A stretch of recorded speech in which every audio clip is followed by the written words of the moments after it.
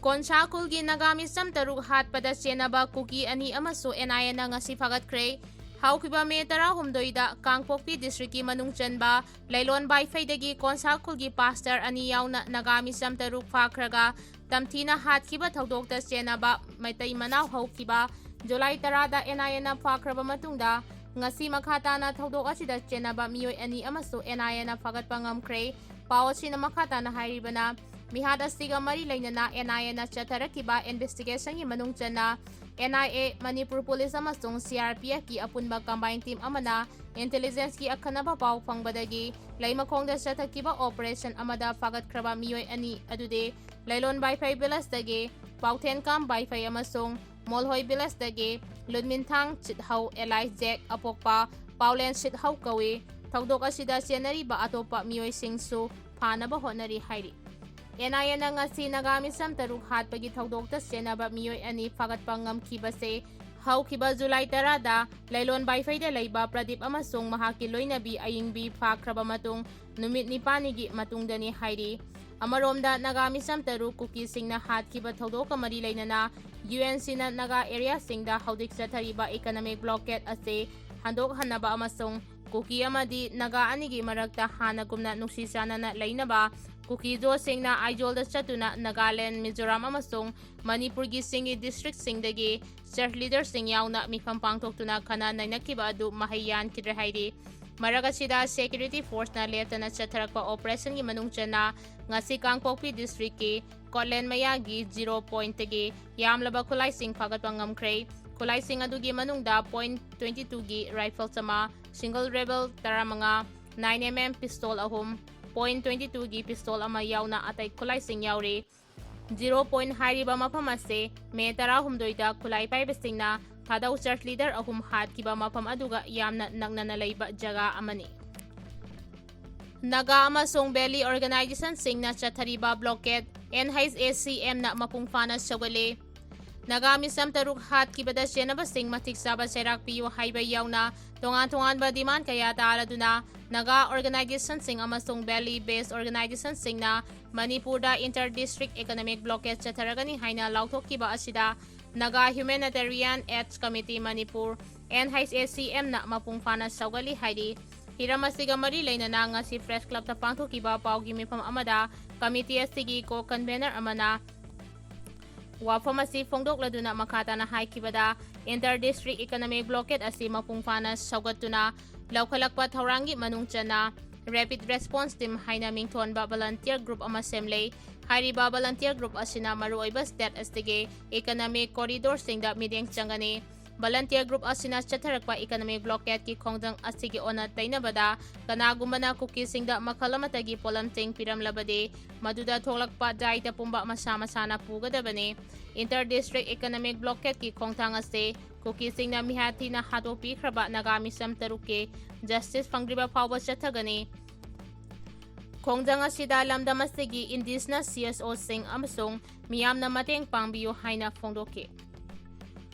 Kuki narco terrorist sing na Travener Kasar Hantnaba Hotnarkamle thawong condemn tawi haina Belas authority na phongdorakre ngarang Kuki narco terrorist sing na Ukhrul district ki manungchan ba sikibungda Travener Kasar kauba tangkul naga amabu Hantnaba Hotnarkamle thawong adu sikibung Belas authority na akan mamong da condemn tawi Haikhre sikibung Belas authority na thadorok ba sirol amana Haikhre bana sikibung Belas ta lairiba mathon mi ta singlai kauba amagi pukrida Kuki gi miyoy khara laklaga Lona yada ba maongda nga phabagi thawong sing chathake hairiba pukri asti sikibung Belas amasung thawai Kuki khulanigi marakta leibane hairiba Kuki narco terrorist ki kangbusing aduna pukri asida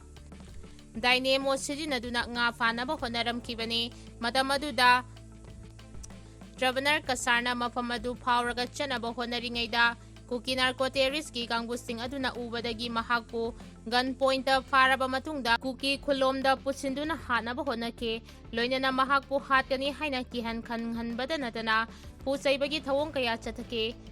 Nongmei batna hakchangi mapam kaya da suduna phuke Kuki narco terrorist sing aduna mahakpu Hantnaba Hotnare haiba khangbadagi tanda yenglaga habako turelgi khong adu lanthok tuna chelake Asigumba misam amada kahenba thawong chingchathaba amasung logi wangmada atopasingi pukrida nga phanaba hotnaba haibasi yamna lujadaba thawongni. Kuki narco terroristing asina hojiksu logi wangmada asigumlaba criminal goiba thawong kaya chathari. Kuki singna kahenba thawong kaya chatharabasu mafam aduga yamna naknaba miyamgi punsi amasung lanthum ngaknaba leiriba BSF ki kangbuna action amata lawkhataba asigi wahanthok karino. Kuki narco terroristing asina afaba makalgi khulai sing pairaga maningtamna chathok chachin tawba yahali. Aduga July 3 Ukhrul District ki manung chenba Nungsangkong Turel Mayada abuse tawbagi thawdok aduga mari amata lainadaba misam ahumbuna Bihar regiment na paduna police custody da thamle. Asigumba akhanana yamna chumdaba amasung misang mikhai naiba mawongda security force na chathariba thawong singa siyaningde hairaduna karigumba trabanar kasarna kuki narco terroristing adudagi mathwai hingnaba nanthokuna chelamdaba tarabadi soidana halamgani. Loinana tamthiba crime adugi evidence losinaba honabada trabanar kasargi asiba haksang adu lamhangda langthoklamgani. Security force amasung state authorities singna maralaizadaba misam miyam tengak chenba ngamdre. Asigumba phibam asida aikhoi puna leminaduna miyangi punsi amasung security da akiba kaya piraglibaste thengnaminaba natana atopa lambi amata leite. Thawdok asigi matung tarakpada hairiba jaga sing asida pamdaba thawdok sing thoklabadi madugi daita pumba state government amasung security force na pugadabani hairi. Hui angawbana sigluba angangna mamanaba taranithoi amuk chikre. Hui angawbana sigluba class 11 tamba maheroi amana mahaki school da lairik taminaba mamanaba maheroi taranithoi mukta tana tanaraga amuk chikhibagi thawdok thokre hairi. Report asigi matung ina thawdok aste Chhattisgarhgi Damtari haina khangnaba district amada thokibani. Mamanaba taranithoi bu tana tanaraga sikhiba maheroi adu tha kharagi mamangda hui angawbana sikhi. Madugi matungda mahak hydrophobia na naramgadra haibagi singnaba lei. Maheroi adu hauji hospital da pukhatuna layengli. Hiram asigi matangda doctor singna hai maheroi aduda hydrophobia ki layong amata leite mahakari amata taude masa fana leiri hairi.